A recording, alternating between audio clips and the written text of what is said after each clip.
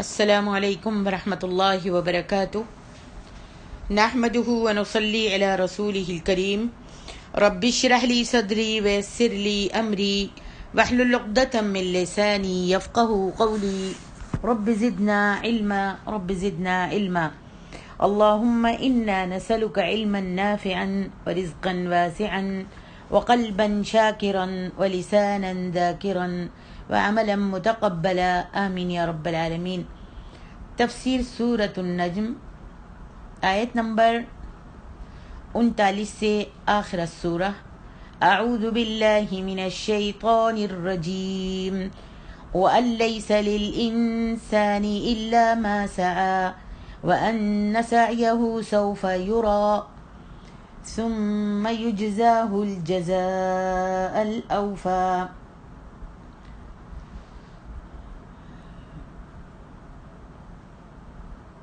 اور یہ کہ انسان کے لیے بس وہی کچھ ہے جس کی اس نے سعی کی، اور بلا شبہ اس کی سعی جلد دیکھی جائے گی، پھر اس کو پوری جزا دی جائے گی۔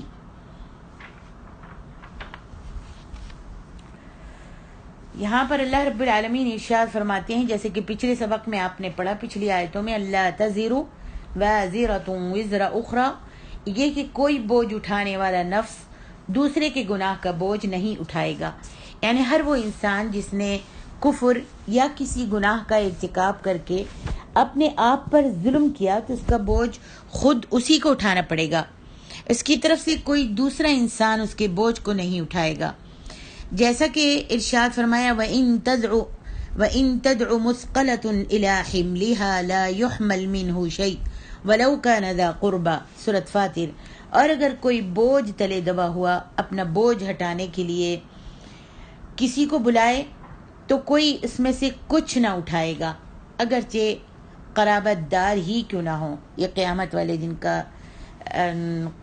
والے دن کے بارے میں ہے کہ کوئی کسی بوجھ تلے بھی دبا جا رہا ہوگا، چاہے وہ اس کا رشتہ دار ہی ہو، اپنے بوجھ کو ہٹانے کے لیے اس کو آواز دے گا، لیکن کوئی بھی اس کے بوجھ کو نہیں اٹھائے گا۔ یہاں فرمایا وَأَن لَّيْسَ لِلْإِنسَانِ إِلَّا مَا سَعَىٰ، اور یہ کہ انسان کے لیے وہی ہے جس کی اس نے کوشش کی۔ یعنی جس طرح کسی دوسرے کے گناہوں کا بوجھ اس پر نہیں لادا جائے گا، اسی طرح اسے اجر و ثواب بھی صرف انہی اعمال کا ملے گا جو اس نے اپنے لیے کمائے تھے۔ اور وہ حدیث پچھلے سبق میں آپ کو سنا چکی ہوں، امام مسلم نے جو حضرت ابو ہریرہ سے روایت کی ہے کہ نبی علیہ الصلوۃ والسلام نے فرمایا، اذا مات الانسان انقطع عنه عمله الا من ثلاثه، الا من صدقۃ جاریہ او علم ينتفع به او ولد صالح يدعو له۔ جب انسان فوت ہو جاتا ہے، مر جاتا ہے، تو تین کے سوا اس کا ہر عمل منقطع ہو جاتا ہے۔ اس کے اپنے اعمال تین عملوں کے سوا منقطع ہو جاتے ہیں، رک جاتے ہیں، ختم ہو جاتے ہیں، موقوف ہو جاتے ہیں۔ نمبر ایک، ایسا صدقہ جو اس کے بعد بھی جاری رہنے والا ہو، جیسا کہ میں نے پہلے بتایا تھا کہ صدقہ جو کسی نے اپنی زندگی میں کوئی کنواں کھدوا دیا، مسجد بنا دی، قرآن مجید جو ہیں وہ مساجد میں رکھ دیے، یا کسی بیوہ کے لیے، یتیم کے لیے مکان بنا دیا اور وہ اس میں رہ رہے ہیں، اور مسجد میں کنواں کھدوایا تو پانی لوگ اس سے پی رہے ہیں، تو یہ صدقہ جاریہ ہے۔ انسان کے مرنے کے بعد بھی ڈائریکٹ اس کو اس کا ثواب ملتا رہتا ہے جب تک لوگ اس سے فائدہ اٹھاتے ہیں۔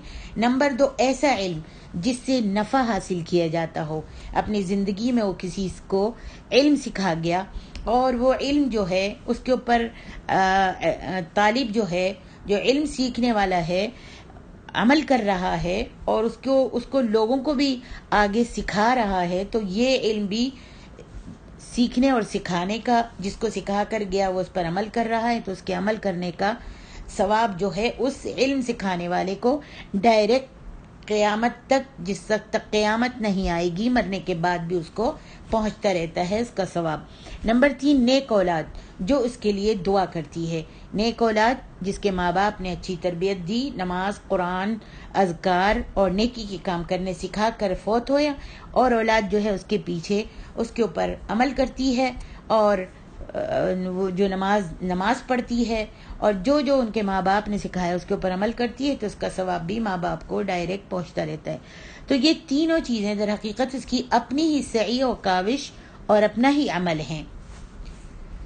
جیسا کہ حدیث میں ہے ان اطیب ما اکل الرجل من کسبہ وان ولدہ من کسبہ، سب سے پاکیزہ کھانا وہ ہے جو انسان اپنی کمائی سے کھائے اور اس کی اولاد بھی اس کی کمائی ہے. یہ نسائی کی حدیث ہے. اور صدقہ جاریہ مثلا وقف وغیرہ تو یہ بھی اس کے عمل کے آثار ہیں. جو چیز وقف کر گیا یعنی للہ دے گیا، صدقہ جاریہ ہے جو اللہ کے لیے اللہ کے نام پر وقف کر گیا، وہ بھی اس کے پیچھے اس کے عمل کے آثار ہیں جو وہ پیچھے چھوڑ گیا. ارشاد باری تعالیٰ ہے انا نحن نحیی الموتى ونکتب ما قدموا وآثارهم، سورۃ یاسین.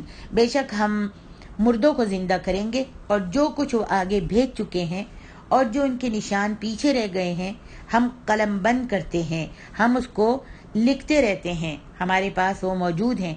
اور علم جو اس نے لوگوں میں پھیلایا اور لوگوں نے اس کے بعد بھی اس کی پیروی کی، اس کے اوپر عمل کیا، یہ اس کی کوشش اور اسی کا عمل ہے. صحیح حدیث میں ہے من دعا الى ہدى كان له من الاجر مثل اجور من تبعه من غیر ان ينقص من اجورهم شیئا. جس نے ہدایت کی طرف دعوت دی لوگوں کو تو اسے ان سب لوگوں کے اجر کے برابر ثواب ملے گا جو اس کی پیروی کریں گے، چاہے وہ اس کی زندگی میں ہو یا مرنے کے بعد.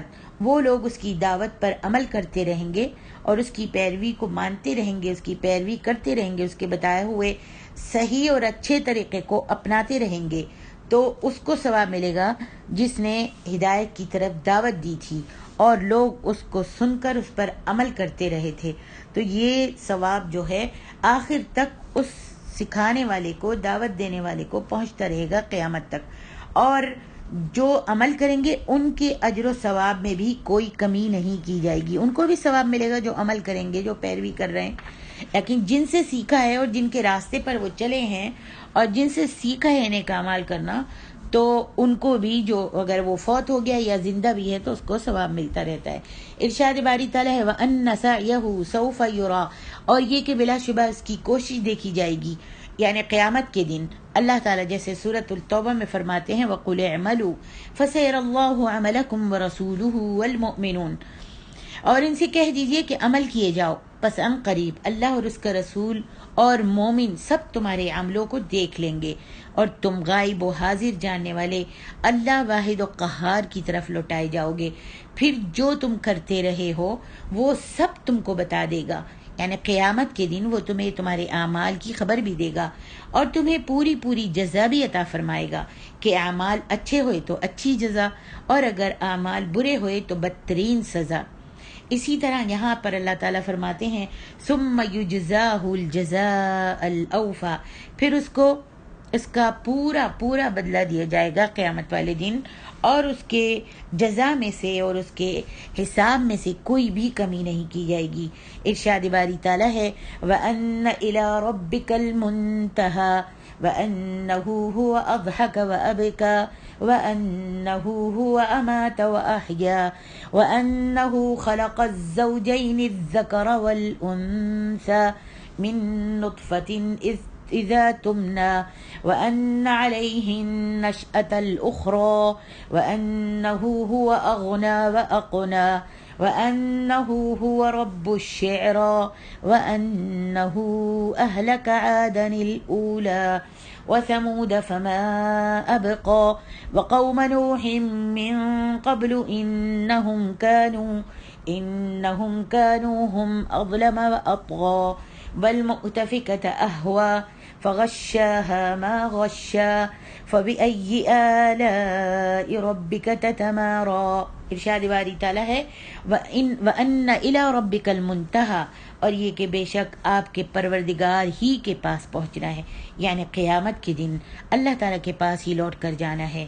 ابن ابو حاتم نے عمرو بن میمون سے روایت کیا ہے کہ معاذ بن جبل رضی اللہ عنہ ہمارے پاس کھڑے ہوئے اور انہوں نے کہا اے بنی عود، میں رسول اللہ صلی اللہ علیہ وسلم کا تمہارے پاس قاصد ہوں، یعنی پیغام لانے والا ہوں۔ تم جانتے ہو کہ آخرت میں سب کو اللہ تعالیٰ کے پاس جانا ہے اور پھر جنت کی طرف بھی جانا ہوگا، یا جنت کی طرف یا دوزخ کی طرف۔ ارشاد باری تعالیٰ ہے وَأَنَّهُ هُوَ أَضْحَكَ وَأَبْكَى، اور یہ کہ بے شک وہی ہنساتا ہے اور وہی رلاتا ہے۔ اس نے اپنے بندوں میں ہنسنے، رونے اور ان کے اسباب کو پیدا فرمایا جو مختلف ہیں۔ وَأَنَّهُ هُوَ أَمَاتَ وَأَحْيَا، اور یہ کہ بے شک وہی مارتا اور جلا بخشتا ہے، زندگی بخشتا ہے۔ جیسا کہ ارشاد فرمایا الذی خلق الموت والحیات، سورۃ الملک، اسی نے موت اور زندگی کو پیدا کیا ہے۔ وَأَنَّهُ خَلَقَ الزَّوْجَيْنِ الذَّكَرَ وَالْأُنثَى مِن نُطْفَةٍ إِذَا تُمْنَى، اور یہ کہ بے شک وہی نر اور مادہ کا جوڑا پیدا کرتا ہے، یعنی نطفے سے جو رحم میں ڈالا جاتا ہے۔ یعنی میاں اور بیوی میں سے ہر ایک کا مادہ منویہ تو ایک ہی جیسا ہوتا ہے، مگر کبھی ان کے ملاپ سے اللہ تعالیٰ بیٹا بنا دیتے ہیں اور کبھی بیٹی بنا دیتے ہیں۔ یعنی حمل قرار پانے کے بعد رحم مادر میں جنین کی ساخت جسمانی میں ایسی تبدیلی پیدا کرنا جس سے کوئی جنین نر بن جائے اور کوئی مادہ بن جائے، یعنی کوئی لڑکا بن جائے اور کوئی لڑکی بن جائے، یہ اللہ ہی کی قدرت ہے۔ اور جو ذات رحم مادر میں ایسی تبدیلی لا سکتی ہے وہ تمہیں دوبارہ بھی پیدا کر سکتی ہے، اور تمہارا دوبارہ پیدا کرنا اس کے ذمے ہے، اور یہی پہلی بار کی پیدائش کا نتیجہ ہے، کیونکہ اس کا کوئی کام بلا مقصد اور بے نتیجہ نہیں ہوا کرتا۔ اللہ اکبر۔ آگے ارشاد ربانی ہے وَأَنَّهُ هُوَ أَغْنَى وَأَقْنَى، اور یہ کہ بے شک وہی دولت مند اور مفلس کرتا ہے، یعنی اس نے اپنے بندے کو مال کا مالک بنا دیا اور اسے ان کے پاس رہنے والا بنا دیا، اور انہیں اس کے فروخت کرنے کی ضرورت نہیں ہوتی، اور یہ بھی اللہ تعالیٰ کی اپنے بندوں پر تمام نعمت ہے۔ سبحان اللہ۔ مجاہد کہتے ہیں اغنا کے معنی ہیں کہ اس نے مالدار بنایا، اور اقنا کے معنی ہیں کہ اس نے خدمت گزار عطا کیے۔ ابن عباس اور مجاہد نے یہ بھی کہا ہے کہ اغنا کے معنی اس نے دیا اور اقنا کے معنی اس نے راضی کر دیا۔ آگے ارشاد ربانی ہے وَأَنَّهُ هُوَ رَبُّ الشِّعْرَى، اور یہ کہ بے شک وہی شعرا کا مالک ہے۔ ابن عباس رضی اللہ عنہما، مجاہد اور کئی دیگر مفسرین کا قول ہے کہ شعرا سے مراد وہ بہت زیادہ چمکنے والا ستارہ ہے جسے مرزم جوزہ کہا جاتا ہے، اور عربوں کا ایک گروہ اس ستارے کی پوجا کیا کرتا تھا۔ مشرکین عرب تین مشہور دیویوں لات، منات اور عزا کے علاوہ آسمان کے دیوتاؤں میں سے شعرا سیارہ کی بھی پرستش کرتے تھے۔ یہ سیارہ سورج سے 23 گنا زیادہ روشن ہے اور اس کا زمین سے فاصلہ 8 نوری سال سے بھی زیادہ ہے۔ واضح رہے کہ سورج ہم سے 9 کروڑ 30 لاکھ میل دور ہے، اور اس کی روشنی 1,86,000 میل فی سیکنڈ کی رفتار سے 8 منٹ میں ہم تک پہنچتی ہے۔ گویا ہماری زمین اور سورج کا فاصلہ 8 نوری منٹ ہے، اسی سے 8 نوری سال کا حساب لگا لیجئے، لہذا یہ سورج سے بہت چھوٹا اور کم روشن نظر آتا ہے۔ اہل مصر جو ہیں اس کی پرستش کرتے تھے، اور اسی سیارے کے طلوع کے زمانے میں نیل کا فیضان شروع ہوتا تھا، اور اہل مصر یہ سمجھتے تھے کہ اسی سیارے کے طلوع ہونے کا فیضان ہے۔ اہل عرب میں سے خصوصاً قریش اور خزاعہ اس کی پرستش کرتے تھے۔ اللہ تعالیٰ نے اس عقیدہ باطلہ کی تردید کی اور فرمایا تمہاری قسمتوں کا مالک شعرا نہیں بلکہ وہ اللہ ہے جو شعرا کا بھی مالک ہے۔ اللہ اکبر۔ فرمایا وَأَنَّهُ أَهْلَكَ عَادًا الْأُولَى وَثَمُودَ فَمَا أَبْقَى وَقَوْمَ نُوحٍ مِّن قَبْلُ إِنَّهُمْ كَانُوا هُمْ أَظْلَمَ وَأَطْغَى۔ عاد اولا جن کی طرف حضرت ہود مبعوث ہے ان کو عاد اولا کہا جاتا ہے، اور عاد ثانیہ یا قوم سمود جن کی طرف عاد ثانیہ قوم سمود یا قوم سمود جن کی طرف حضرت صالح علیہ السلام مبعوث ہوئے، اور قوم فرعون یہ سب لوگ آخرت کے منکر اور اکڑ باز، اپنے رسولوں کو ایذائیں دینے والے اور دکھ پہنچانے والے، اللہ کے باغی اور شرارتیں کرنے والے تھے۔ اللہ تعالیٰ نے ان سب کو تباہ اور برباد کر ڈالا۔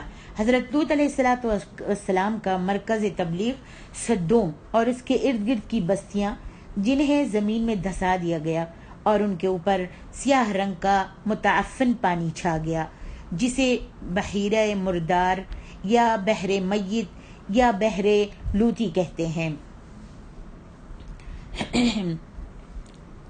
یہاں اللہ تعالیٰ فرماتے ہیں وَأَنَّهُ أَهْلَكَ عَادًا الْأُولَى وَثَمُودَ فَمَا أَبْقَى وَقَوْمَ نُوحٍ مِّن قَبْلُ إِنَّهُمْ كَانُوا هُمْ أَظْلَمَ وَأَطْغَى وَالْمُؤْتَفِكَةَ أَهْوَى فَغَشَّاهَا مَا غَشَّى فَبِأَيِّ آلَاءِ رَبِّكَ تَتَمَارَى۔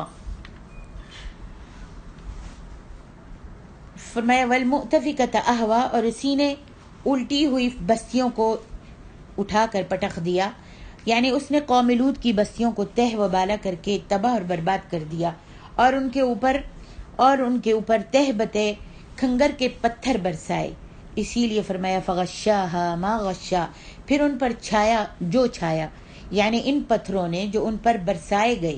وَأَمْطَرْنَا عَلَيْهِمْ مَطَرًا فَسَاءَ مَطَرُ الْمُنذَرِينَ سورۃ النمل، اور ہم نے ان پر میں برسایا، جو میں ان لوگوں پر برسا، جو ان کے اوپر برسا جو ڈرائے گئے تھے، وہ برا تھا۔ میں جو برسا، جو بارش آئی پتھروں کی، وہ بہت بری تھی۔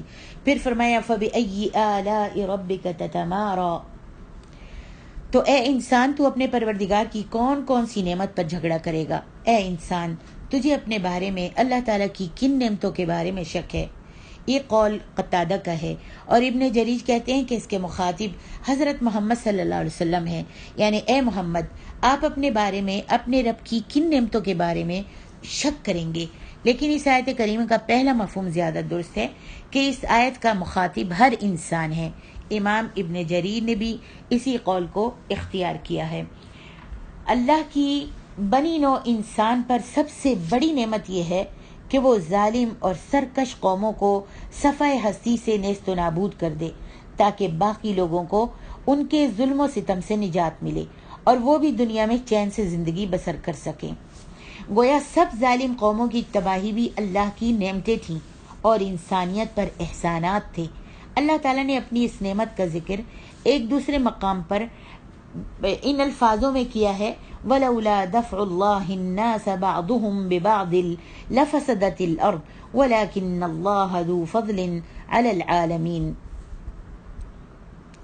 یہاں پہ فرمایا فَبِأَيِّ آلَاءِ رَبِّكَ تَتَمَارَى، آلا یعنی نعمت، تتمارا کے معنی شک کرنا بھی ہے اور جھگڑا کرنا بھی، یعنی تاریخ سے اتنی مثالیں پیش کرنے کے بعد بھی آپ کو اس بات میں کچھ شک رہ جاتا ہے کہ جس قوم نے بھی اللہ تعالیٰ کے احکام کے سامنے اکڑ دکھائی، اس کو اللہ تبارک و تعالیٰ نے آخر تباہ کر دیا اور اس قوم کو تباہی سے دوچار ہونا پڑا۔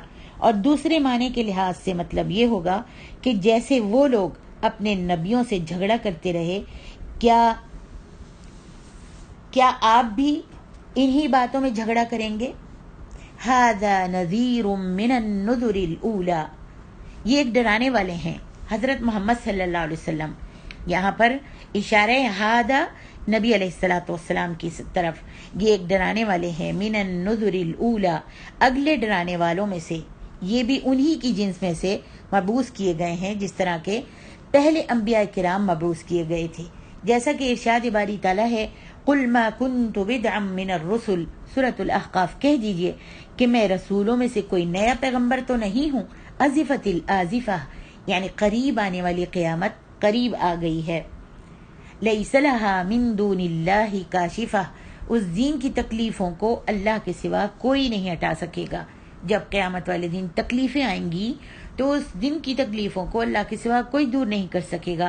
جب آ جائے گی تو اللہ کے سوا اسے کوئی بھی نہیں ٹال سکے گا، اور نہ ہی اس کے بارے میں کسی کو علم ہے کہ وہ کب آئے گی۔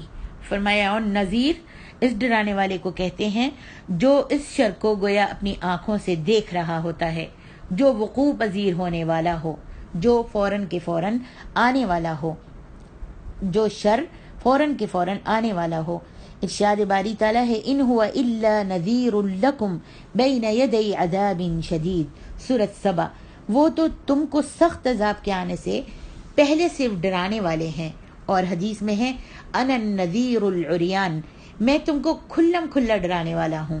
نذیر العریان سے مراد ایسا ڈرانے والا جسے اس شر کی شدت کی وجہ سے جسے اس نے دیکھا ہو ڈرانے کی بہت جلدی ہو، اور وہ اس کے آنے سے پہلے انہیں ڈرا رہا ہو، لہذا وہ ان کے پاس جلدی میں واضح طور پر ہی آ جائے۔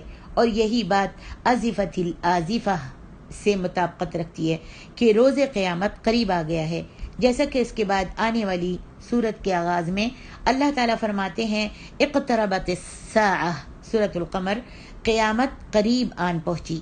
امام احمد رحمہ اللہ نے سہل بن سعد سے روایت کیا ہے کہ نبی علیہ الصلوۃ والسلام نے فرمایا ایاکم ومحقرات الذنوب، چھوٹے چھوٹے گناہوں سے بھی اپنے آپ کو بچاؤ۔ چھوٹے گناہوں کی مثال ان لوگوں کی سی ہے جو کسی وادی میں اترے۔ چھوٹے چھوٹے گناہوں کی مثال ان لوگوں کی جیسی ہے جو کسی وادی میں اترتے ہیں۔ ان میں سے ایک شخص ایک لکڑی لاتا ہے، دوسرا شخص دوسری لکڑی لاتا ہے، حتیٰ کہ اس سے انہوں نے اپنی روٹی پکا لی۔ لکڑیاں ایک ایک نے جمع کی۔ کچھ لوگ اترے ایک وادی میں اور ایک شخص ایک لکڑی لایا، دوسرا لکڑی لے کے آیا، اس طرح سب نے لکڑیاں جمع کر کے آگ لگائی اور اس کے اوپر اپنی روٹی پکا لی۔ اسی طرح چھوٹے چھوٹے گناہوں کے ارتکاب کرنے والے کا جب محاسبہ ہوگا تو وہ اس کو ہلاک کر دیں گے، یعنی چھوٹے چھوٹے گناہ بھی بڑے ہو جائیں گے اور پہاڑ کی طرح بن جائیں گے اور لکڑیوں کے گٹھے کی طرح بن جائیں گے، جیسے لکڑیاں سب جمع کر کے انہوں نے روٹی پکا لی۔ اس طریقے سے چھوٹے چھوٹے گناہ جو ہیں وہ بڑے ہو جاتے ہیں اور پھر وہ ان کو ہلاک کر دیں گے۔ پھر اللہ تعالیٰ نے مشرکین کے قرآن سن کر اس سے اعراض کرنے اور غافل ہو جانے کی تردید کرتے ہوئے فرمایا افمن هذا الحدیث تعجبون وتضحکون ولا تبکون، فرمایا تعجبون، تم تعجب کرتے ہو اس بات سے کہ یہ صحیح ہے، وتضحکون، اور ہنستے ہو اس سے، ازراہ مذاق سمجھتے ہو، ازراہ مذاق اس کو سمجھتے ہو اور ہنستے ہو، ولا تبکون، اور تم روتے نہیں ہو، جیسا کہ اس پر ایمان و یقین رکھنے والوں کا عمل ہے۔ اور اللہ تعالیٰ نے ان کے بارے میں فرمایا ہے وَيَخِرُّونَ لِلْأَذْقَانِ يَبْكُونَ وَيَزِيدُهُمْ خُشُوعًا، بنی اسرائیل جو ایمان لانے والے ہیں، جو اللہ سے ڈرنے والے ہیں اور جو قیامت پر بھی یقین رکھتے ہیں، وہ تو یہ سب کچھ سن کر، سارا قرآن سن کر، آیات سن کر، اللہ تعالیٰ کی نبی کے پیغامات سن کر کیا کرتے ہیں، وہ تو ٹھوریوں کے بل جو ہیں گر پڑتے ہیں اور روتے بھی ہیں، روتے جاتے ہیں، اور یہ ان کو عجز و انکسار میں زیادہ کرتا ہے۔ یہ قرآن اور یہ آیتیں اور یہ معجزات اور یہ نبی کے پیغامات ان کو ان کی عجز و انکساری میں ان کو زیادہ کرتا ہے اور ان کو رونا بھی آتا ہے، اس لیے کہ ان کا یقین ہے نبی پر، اللہ پر، قیامت کے دن پر۔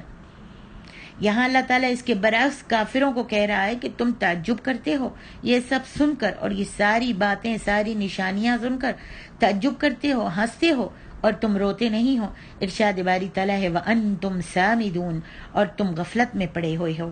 امام سفیان ثوری نے اپنے والد سے اور انہوں نے ابن عباس رضی اللہ عنہما سے روایت کیا ہے کہ اس سے مراد گانا بجانا ہے۔ یمنی زبان میں اسمد لنا کے معنی ہوتے ہیں کہ ہمارے لیے گانا گاؤ۔ اکرمہ کا بھی یہی قول ہے۔ ابن عباس رضی اللہ عنہما سے دوسری روایت کے مطابق سامدون کے معنی اعراض کرنے والوں کے ہیں۔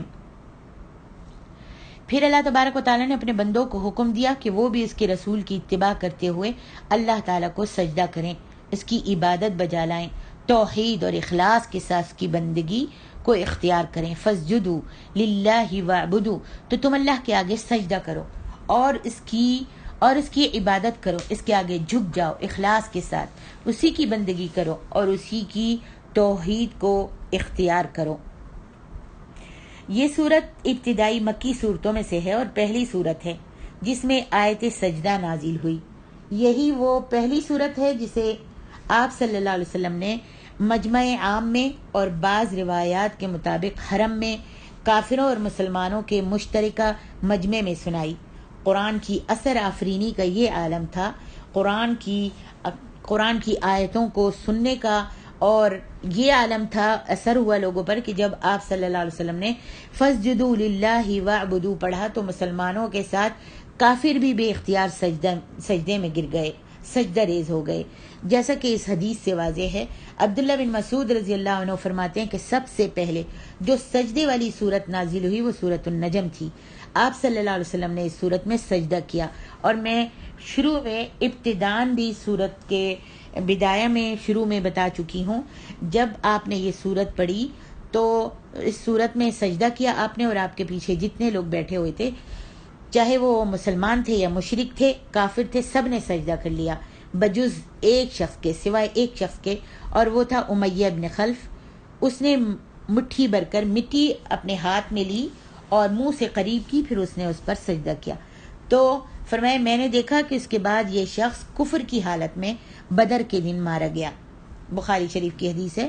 اسی موقع سے متعلق مشہور ہے کہ جب آپ صلی اللہ علیہ وسلم نے یہ آیات پڑھی افرأیتم اللات والعزى ومناة الثالثة الاخرى، تو شیطان نے آپ کی آواز جیسی آواز میں آگے یہ الفاظ پڑھ دیے، یہ الفاظ پڑھے جس کا ترجمہ ہے یہ تینوں بلند مرتبہ دیویاں ہیں اور ان کی شفاعت متوقع ہے۔ اور بعض کے نزدیک یہ واقعہ یوں ہوا کہ جب قریشیوں نے بھی مسلمان کے ساتھ مل کر سجدہ کیا تو بعد میں انہیں اپنی غلطی کا احساس ہوا کہ ہم سے یہ کیا حماقت سرزد ہو گئی، تب انہوں نے یہ الفاظ اپنی طرف سے گھڑے اور کہہ دیا کہ ہم نے محمد کی زبان سے، صلی اللہ علیہ وسلم کی زبان سے یہ الفاظ سنے تھے، اور سمجھے کہ اب وہ بھی ہمارے دین کی طرف مائل ہو رہے ہیں، اس لیے ہم نے ان کے ساتھ مل کر سجدہ کیا۔ یہ واقعہ جو کچھ بھی تھا، یہ خبر یا افواہ اتنی مشہور ہوئی کہ حبشہ کی طرف ہجرت کرنے والوں نے، جنہوں نے رجب 5 نبوی میں ہجرت کی تھی، جب ایسی صلح یا سمجھوتے کی خبر سنی تو شوال 5 نبوی میں مکہ واپس آ گئے، مگر مکہ آ کر انہیں معلوم ہوا کہ یہ سب تو کچھ ایک افسانہ تھا، جھوٹ تھا، چنانچہ وہ دوبارہ ہجرت کر کے حبشے کی طرف واپس چلے گئے۔ واللہ اعلم۔ الحمدللہ سورۃ النجم کی تفسیر مکمل ہو گئی، وللہ الحمد والمنہ۔ اللہ تعالی ہم کو عمل کی توفیق دے، اور اللہ اگر ہم سے کوئی غلطی ہو گئی ہے، کوئی زیر زبر میں یا کوئی الفاظ الٹے سیدھے نکل گئے ہیں تو اللہ مجھ کو معاف کر دے، وہ شیطان کی طرف سے اور میری طرف سے ہے، اللہ اور اس کے رسول اس سے بری ہیں۔ سبحانک اللہم و بحمدک، اشہد ان لا الہ الا انت، استغفرک و اتوب الیک، والسلام علیکم ورحمۃ اللہ وبرکاتہ۔